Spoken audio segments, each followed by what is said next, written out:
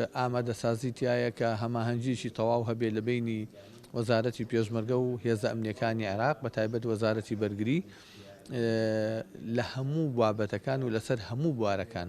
دیارە ئێستا ئێمە لە بینی ئێمە و هێزە ئەمنیەکانی عێراق چوار ژووری ئۆپراسیۆنی هاوبەش هەیە لە خانەقین، لە کەرکووک، لە مەخمور، لە کەسک لە مووسڵ.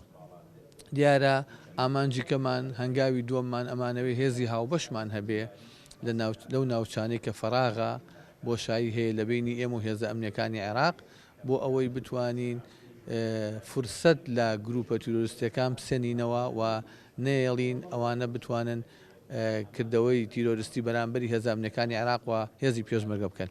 ئێستا حالیان لە گفتوگویان بۆی ئەو هێزە هاوبەشانە چۆن بێ، ئەرچیان چی بێ، تەسلیح و تەجیزیان چۆن بێ، جلوبەرجیان چۆن بێ، بودجەیان چۆن بێ، لە گفتوگویان تا ئێستا نەگەیشتونەتە ئامانجی نهایی. بەڵام هیوادارینکەوە بە زووترین کات ئەو هەنگاوەش ببڕین بۆی بچینە هەنگاوێک یا قۆناغێکی کەی زیاتری هەماهەنگی لە بینی هێزی پێشمەرگە و هێزە ئەمنیەکانی عێراق.